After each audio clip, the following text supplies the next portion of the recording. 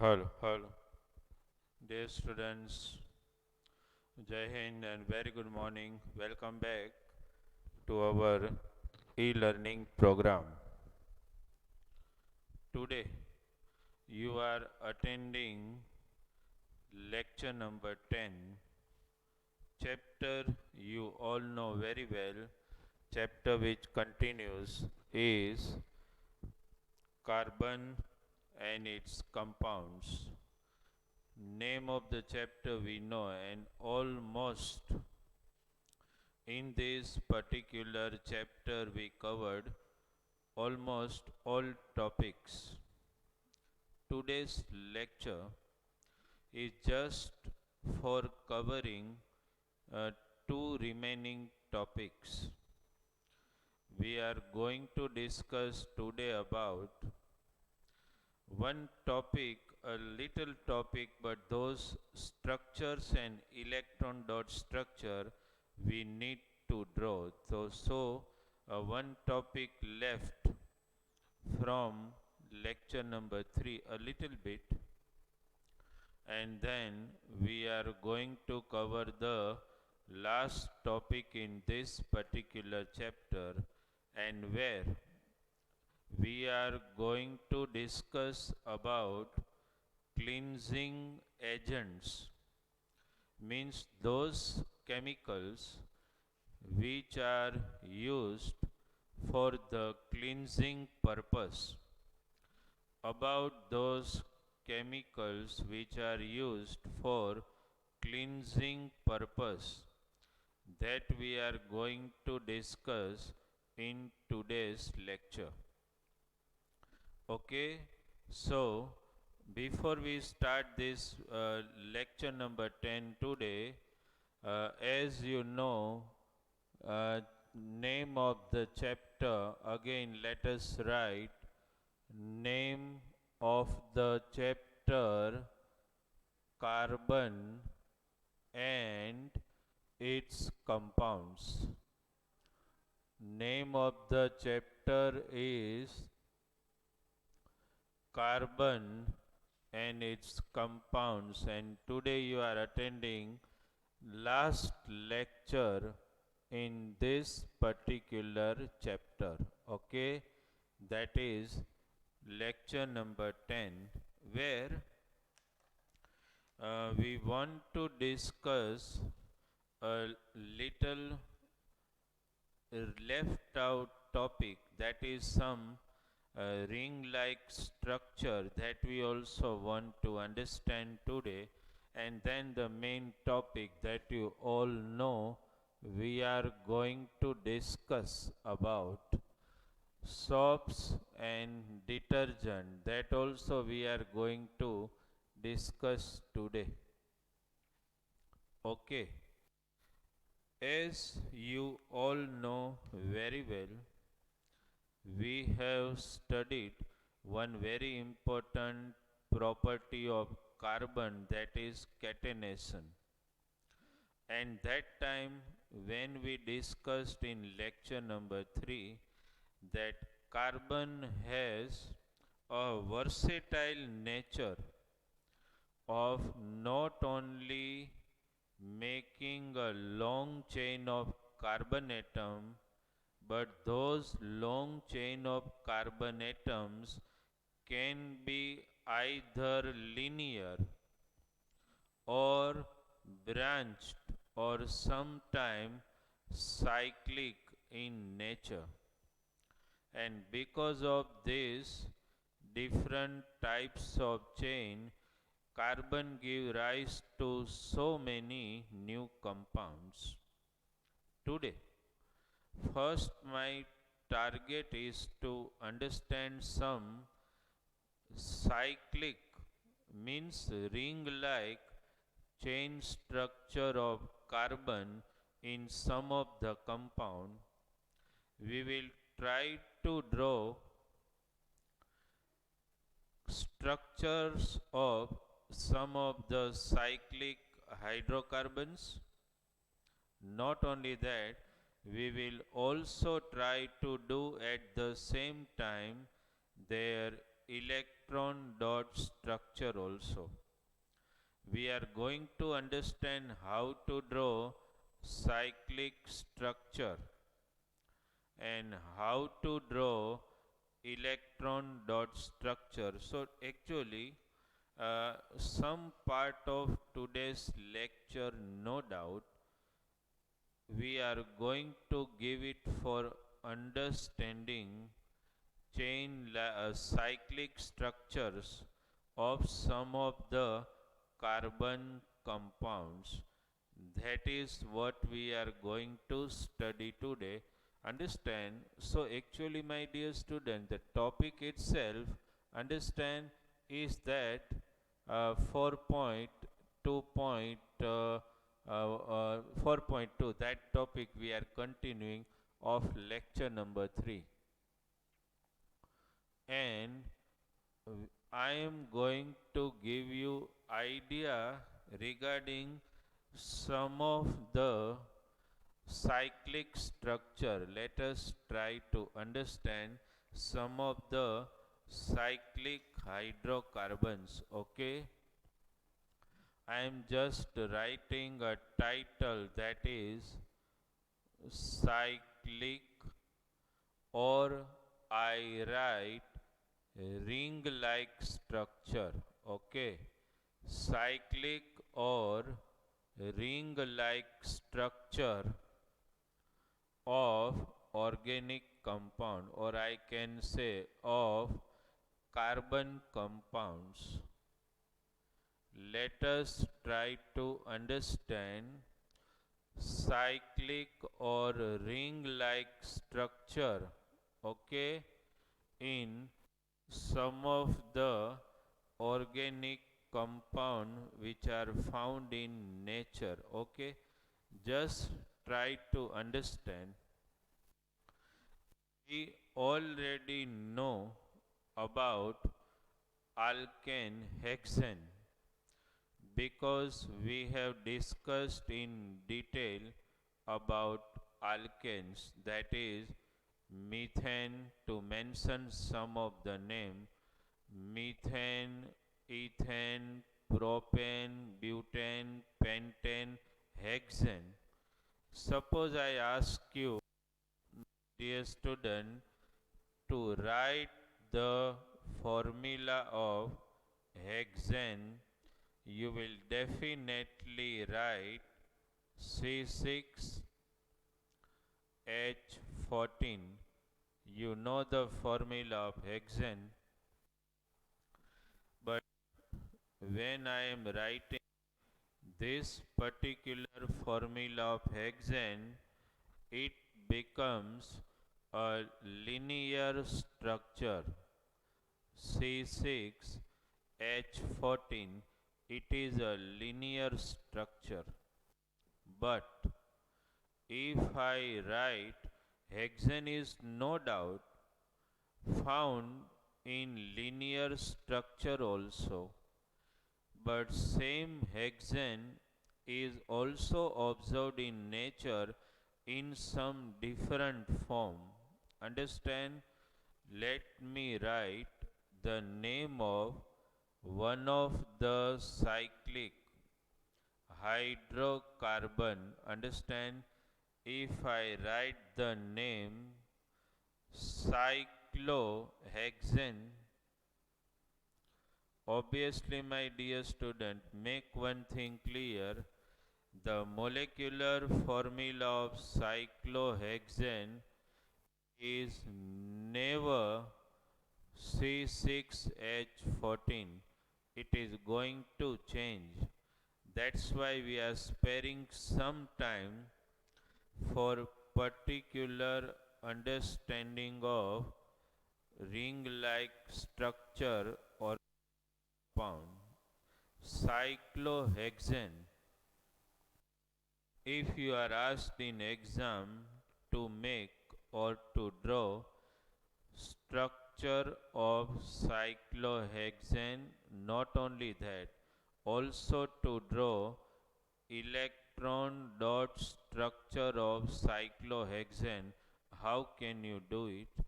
So as I always ask you whenever you want to draw electron dots or you want to draw structure of any compound, what is important?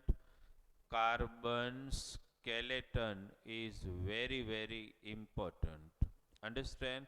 Once you are able to draw carbon skeleton, rest is the story. Just to satisfy the valency of carbon atom, let us try to understand the structure of cyclohexane, how it look like. Okay, first you draw carbon skeleton. Okay, let me draw the carbon skeleton for it. Suppose this way also you can draw. Okay, C, single bond C, single bond C, single bond C. Okay, single bond C, single bond C, and then you join. Okay, carbon skeleton has been drawn. Now it's a question of satisfying valency of carbon atom. Every carbon atom has got two valencies occupied. So two valencies are available for every carbon atom. Let us satisfy those valencies by substituting everywhere two hydrogen atom. Okay, everywhere on each and every carbon atom you will substitute two hydrogen atom this way. Everywhere two hydrogen atom. Okay, so this is the structural formula or structure of cyclohexane. If you just construct the formula, how many carbon atoms? 6. That is the basic property of it. But you count the number of hydrogen atom, they are 12. So cyclohexane has got the formula. What is its molecular formula? It will be C6H12. So molecular formula of cyclohexane is totally different. Understand, right? Now if you want to draw the electron dot structure, that you all know, I am just drawing it here only, removing every covalent bond by 2 by 1 electron pair, that you all know. Just removing, you can't do in exam this way, I am just showing it. Understand, this way every covalent bond is to be replaced by one electron pair and it becomes electron dot structure. And as you all know that electron pair are always replaced any covalent bond in totally perpendicular, that you all know very well. Understood? The way you can also draw electron dot structure. Understand? This is cyclohexane. Suppose, means you need to be very clear that hexane has formula C6H12 14, but cyclohexane has formula C6H12. Suppose we see one another compound here. Suppose I write the name pentane, you all know. If I ask you what is the formula of pentane C5H12, that you all know, this is the formula of pentane. If I ask you to draw structure of cyclopentane, it totally different, and its formula, molecular formula, is also little different. Suppose I ask you to draw structure for cyclopentane. How will you draw? First, most important carbon skeleton that you have to draw. Carbon skeleton to be always drawn first. Carbon skeleton is very important. Every structure you show, after showing carbon skeleton, every carbon has got two valences occupied, so obviously you will satisfy the next two valences, understand, with two hydrogen atom. Okay, this is the way you can draw the structure of cyclopentane, and in that case just try to analyze the formula of cyclopentane.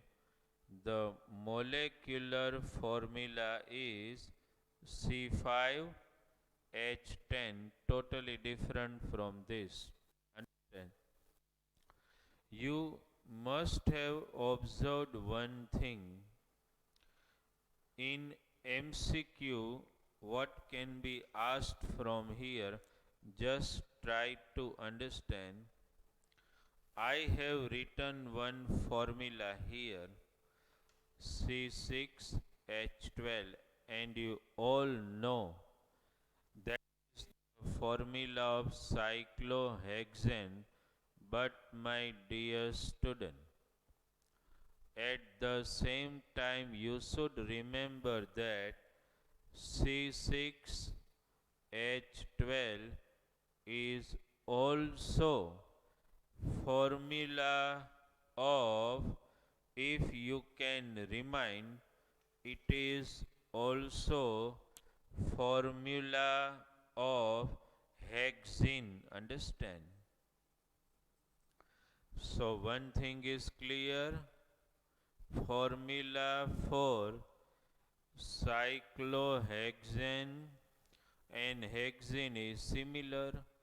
Similarly, here you have written formula C5H10, that is the formula of cyclopentane.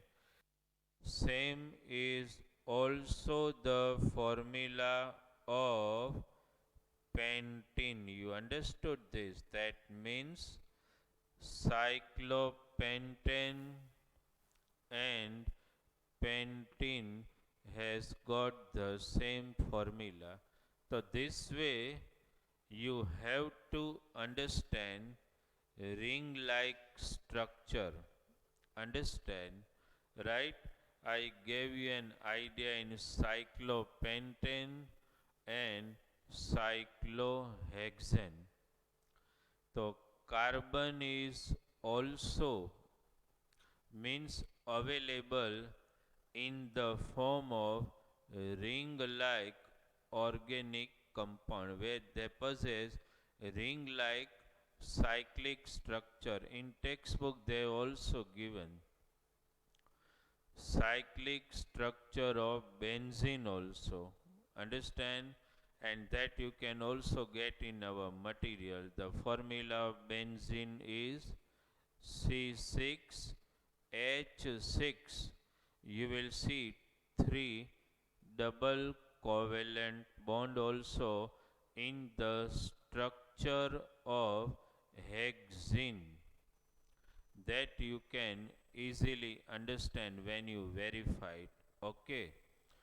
So, actually, at that time in lecture number 3, when we were discussing about saturated and unsaturated hydrocarbon, at that time, I confined myself not to take the structure of some cyclic organic compound.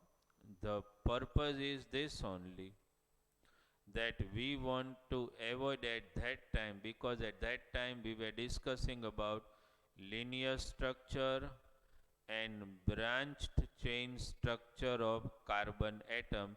So we stopped our discussion regarding cyclic organic compound at that time. This can also design formula. Okay.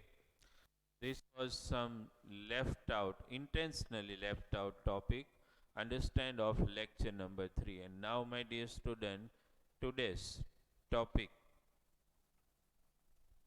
understand, that is about soaps and detergent. Let us discuss it.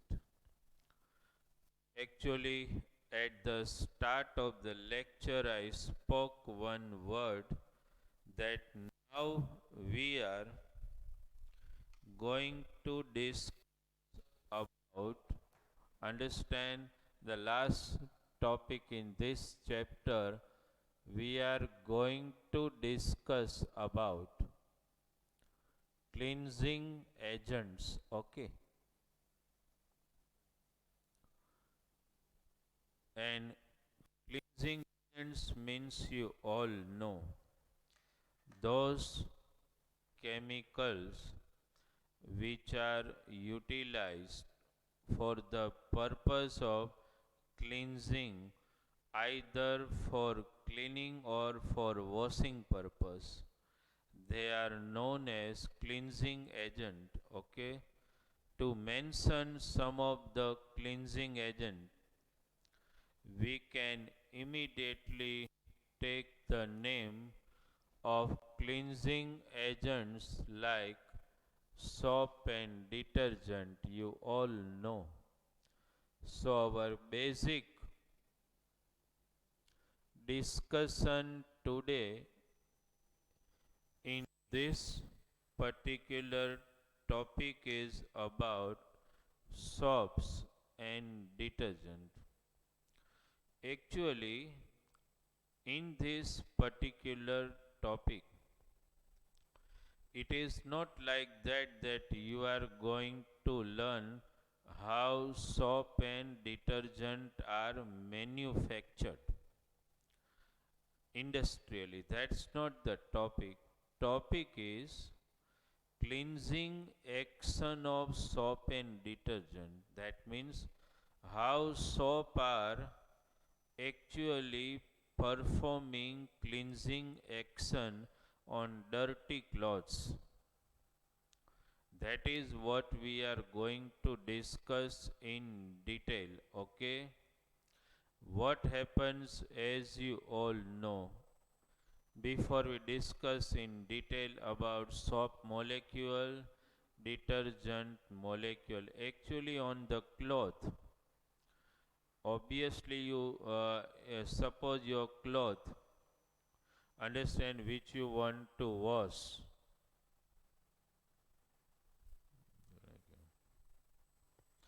Cloth which you want to wash. What happens sometime that if you got some oil stain on the cloth, you all know very well that oil stain are not soluble in water. Oil stain are not soluble in water. એટલે suppose કોઈ cloth એના ઉપર oil stain કે કંઈ ઓઇલનો stain કે ડાઘો હોય તો even ધો you deep it in water it remains as it is. That you all know very well. Now after wetting the cloth, when we apply soap on it, after applying soap on the cloth means on the oil stain, understand, after some time we either brush the cloth, understand, or we beat the cloth, understood. Actually what might be taking place when you brush or beat the cloth, something, some action is going to take place.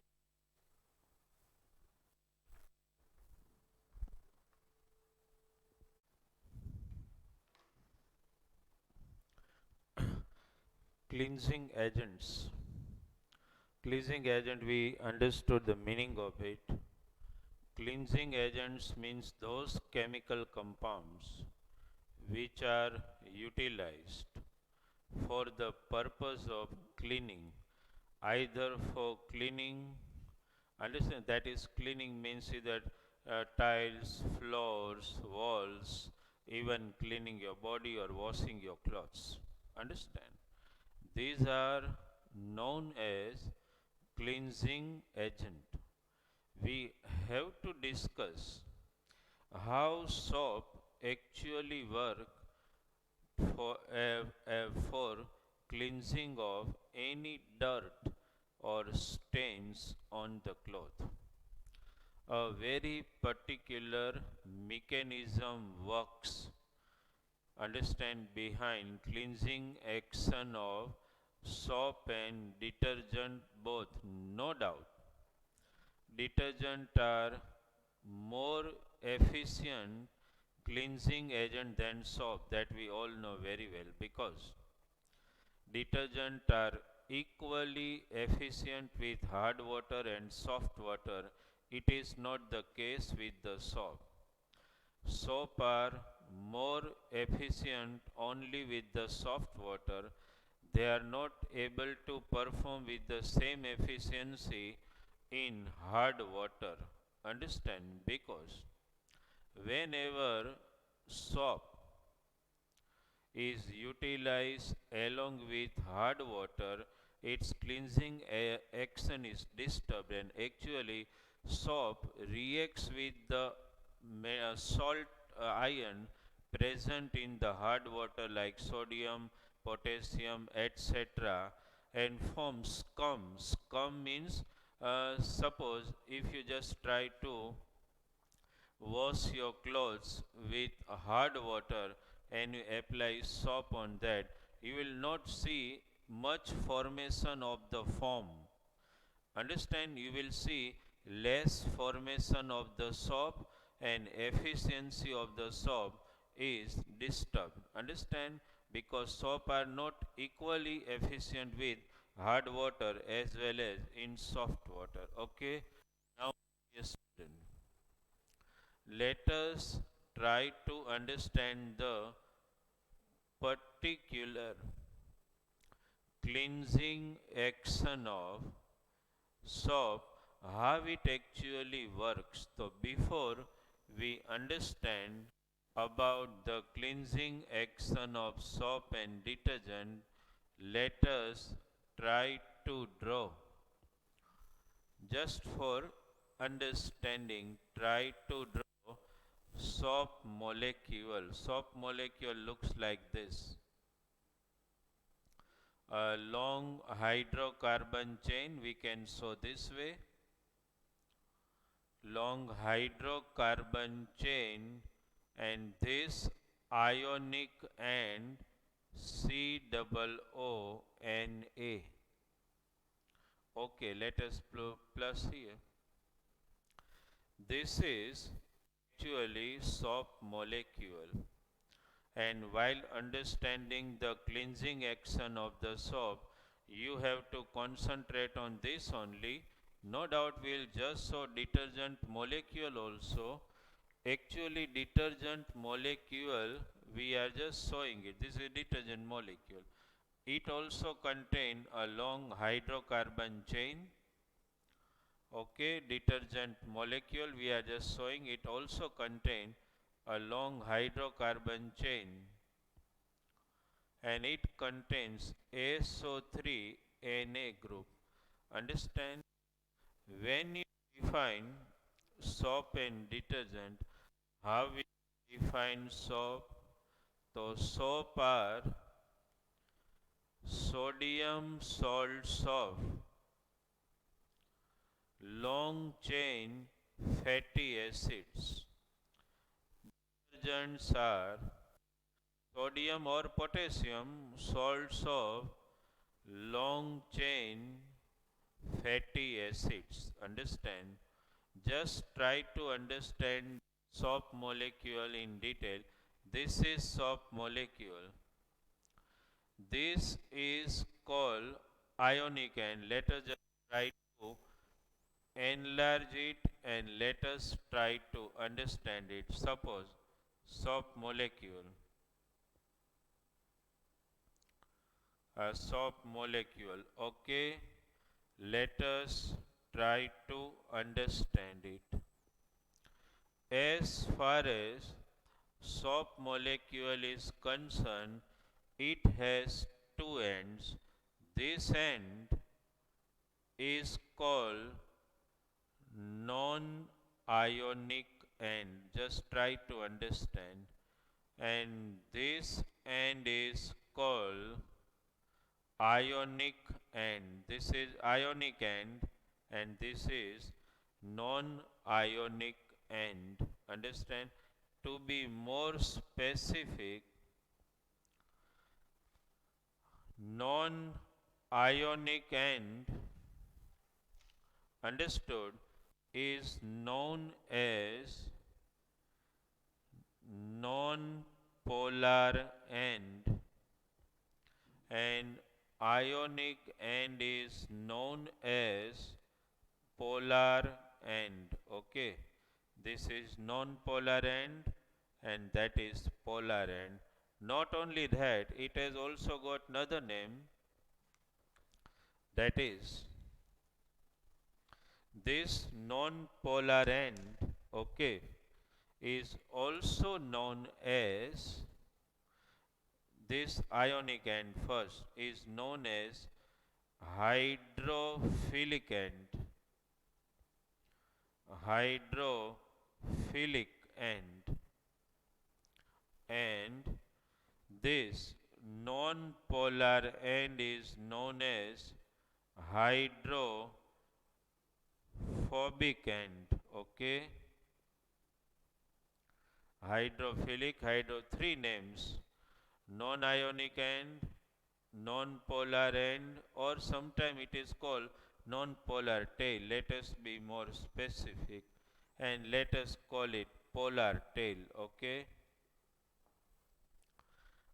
non-ionic end, non-polar tail or hydrophobic end, ionic end, polar tail or hydrophilic end. You should understand one very important thing is that this particular end of soap molecule has high attraction, for water molecule. Try to understand. This ionic end of soap has high attraction for water molecule, and this non-ionic end has high attraction not for water molecule but high attraction for oil stains. Try to understand this. Okay, first you need to understand this. Soap molecule, two ends, ionic end or hydrophilic end, has more attraction for water molecule, and here hydrophobic and non-ionic end has more and more attraction for oil stain or dirt. Actually now what happens? This is what you have to understand, the cleansing action of soap, and that is called micelle formation. Actually what happens during the process when you apply soap on any wet cloth which has stains on it, that is what we are trying to understand. But to understand the cleansing action of soap in detail, you have to be very sure about the structure of soap molecule. And remember, one end has more attraction for water molecule, that is called ionic end, and another non-ionic end which we call has more attraction for oil or stain. Now actually what happens, try to understand it. Okay, first this has to be very clear in your mind regarding structure of soap molecules. Understood? Now let us try to understand the cleansing action of soap. Understand which cleansing action of soap, also known as micelle formation. Okay, it is also known as micelle formation. Actually what happens, suppose just try to understand, suppose this is cloth. Okay, wet cloth.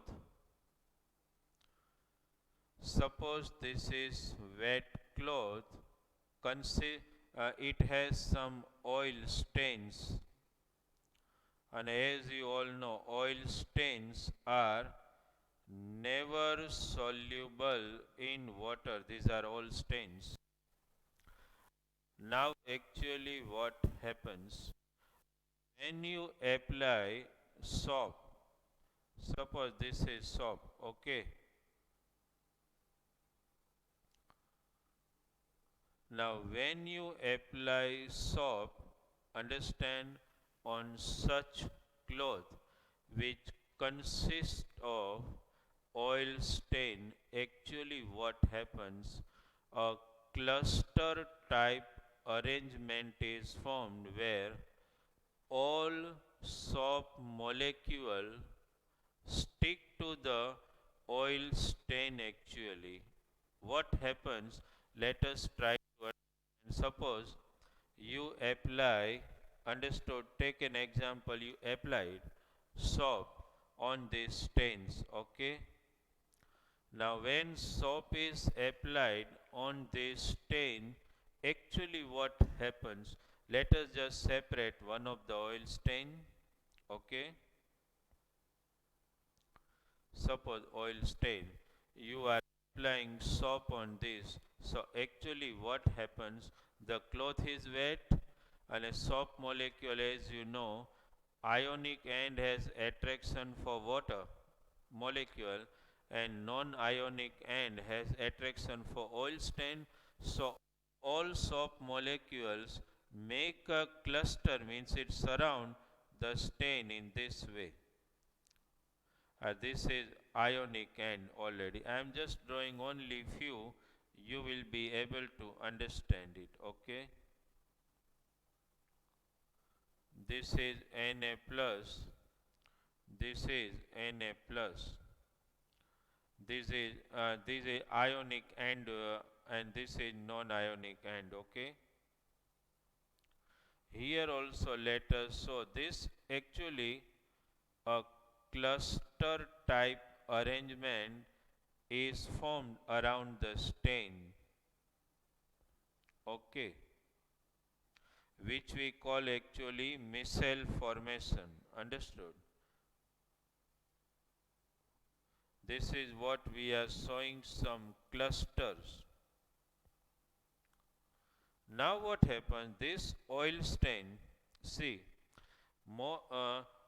non-ionic end of the soap molecule has attraction for oil stain, so they all stick to the oil stain. એટલે actually the terminology used is that this non-ionic end dissolves in oil stain, means they will dissolve in oil stain and disintegrate it, and this ionic end has attraction for water.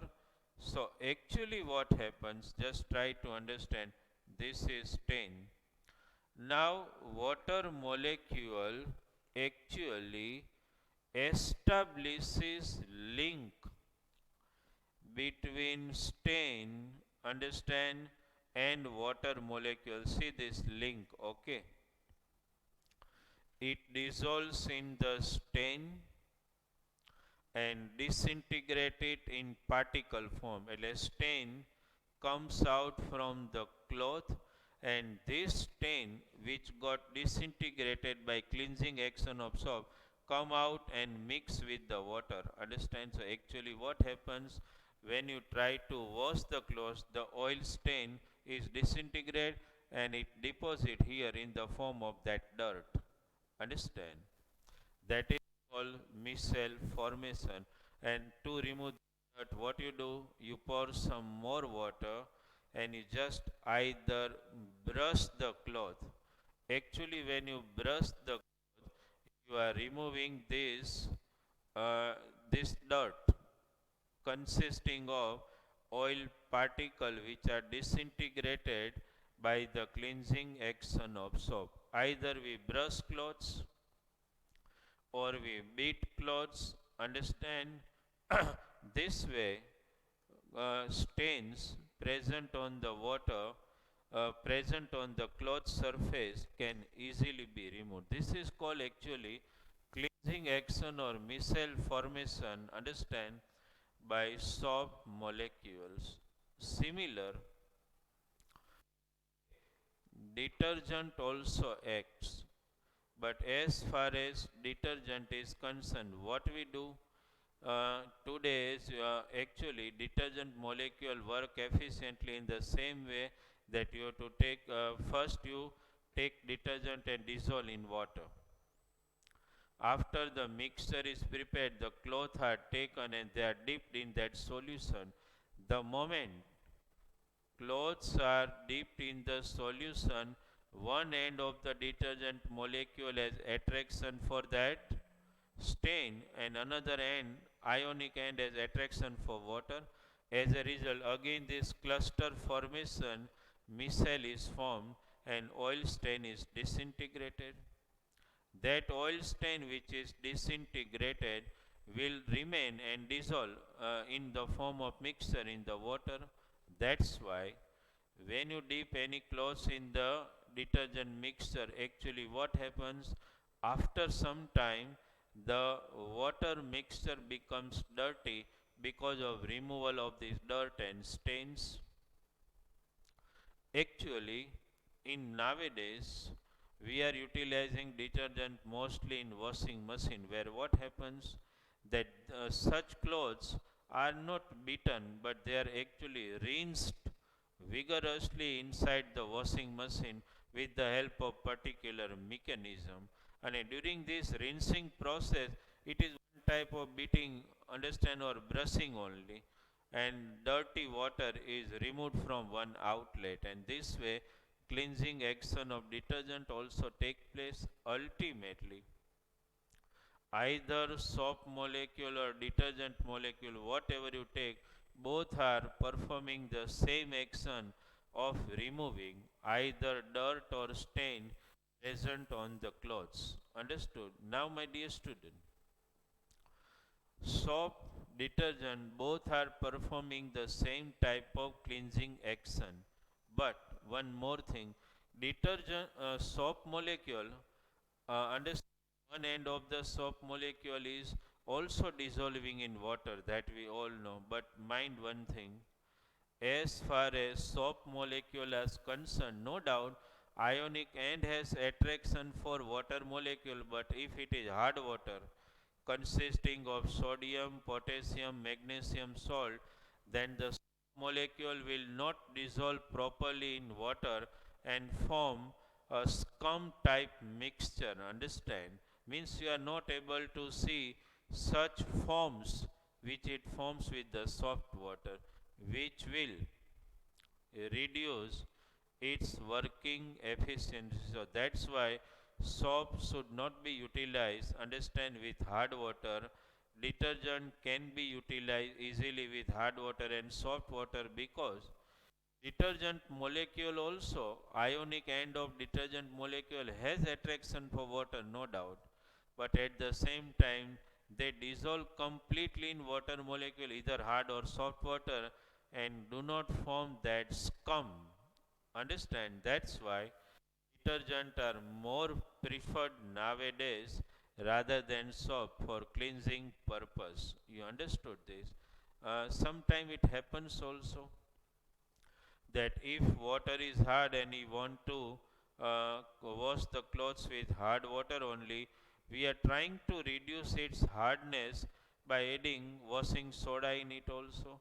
Because when you add washing soda, it will reduce the amount of salt present in the hard water and try to convert it into somewhat soft water, so that we can get a better efficiency of washing. Understand?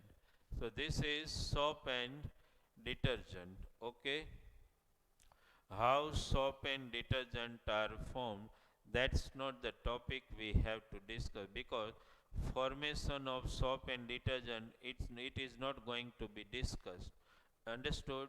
So this is cleansing action of soap and detergent. Actually, the question is very important, that is called micelle formation, and asked, will be asked in exam in 3 or 4 mark. Most important question. Understand? They may ask you such varying question also, differentiate between soap and detergent. So one you can say regarding their molecule, one that is regarding their efficiency in working with hard water and soft water. Understand? No doubt detergent are generally utilized for many other purpose also. They are utilized even for making shampoos. Understand? Soap are not utilized for making shampoo, that you all know very well. Understand?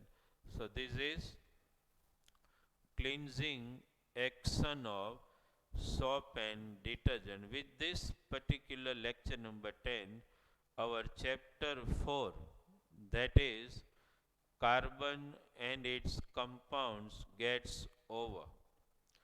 We are completing this chapter today. Understand? With this last topic. In today's lecture, I gave some briefing about those cyclic hydrocarbons. And then we understood this last topic, that is discussion regarding soap and detergent. Okay, my dear students, so here in today's lecture, your chapter number 4, that is carbon and its compound, is over. Okay, and as my guidance is, we have allocated 10 lectures for this particular chapter, seeing the depth of the chapter, seeing the content of the chapter, and seeing the importance of this chapter in future standard.